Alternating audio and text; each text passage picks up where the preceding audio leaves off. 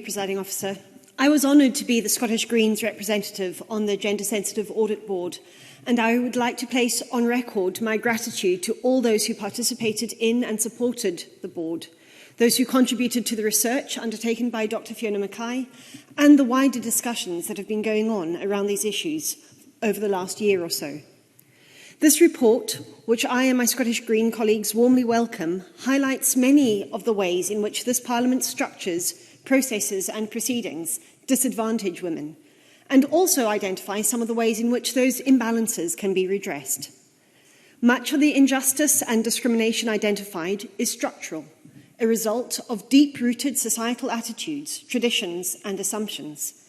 Misogyny, as we've been exploring over the months and years past, can often be institutional, embedded and unconscious.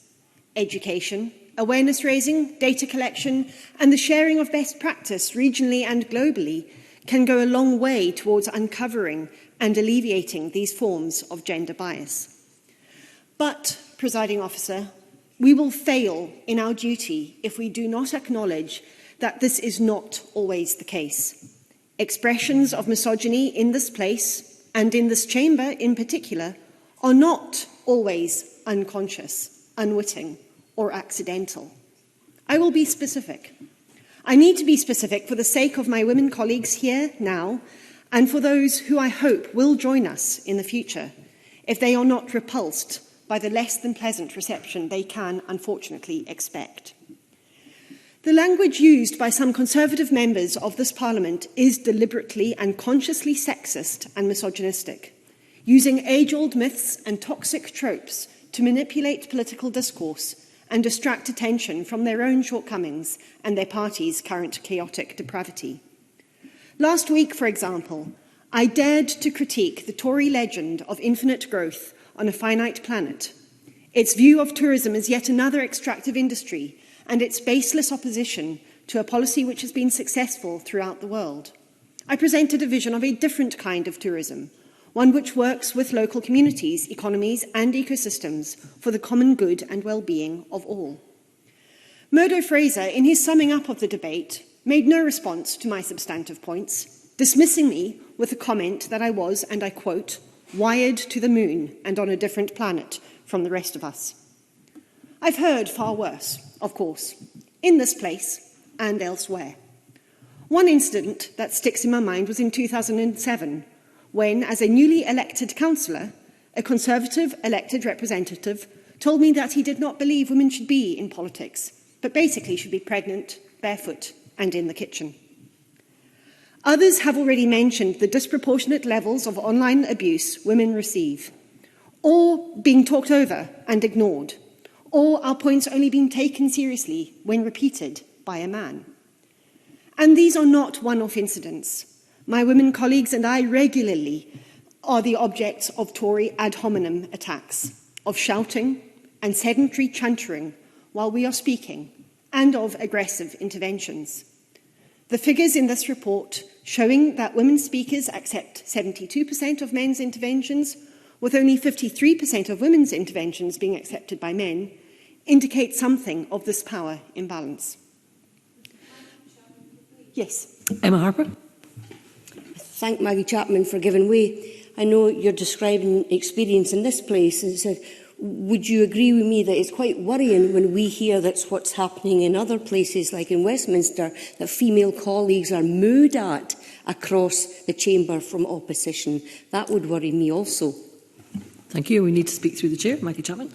I think absolutely I share Emma Harper's deep concern at those comments. I think it can only do to reduce what politics is and what politics should be, and further discourage women from taking part and being in this place. Yes. Megan Gallagher.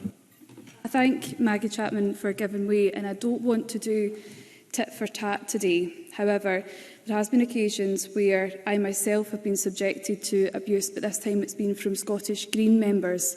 On the day I got engaged to my fiancé, I was referred to as a dead body by a member of the Scottish Greens. So does the member recognise that behaviours from across the chamber needs to change?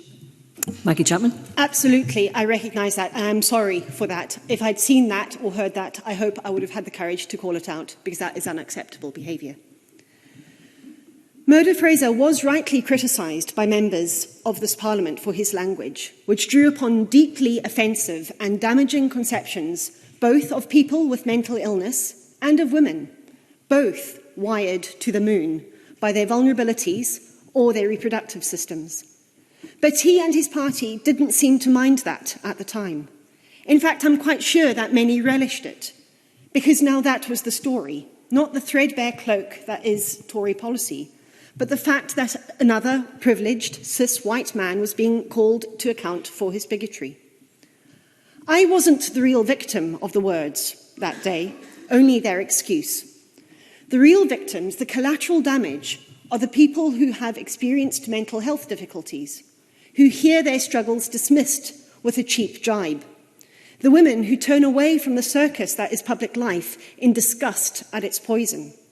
The Scottish communities who want a grown-up conversation about inclusive and sustainable tourism, and the poor souls lost in Twitter limbo who hear their own misogyny, ableism, and concomitant homophobia and transphobia amplified and vindicated. And of course, there are more victims and survivors of the normalisation of prejudice, as this week's hate crime figures illustrate.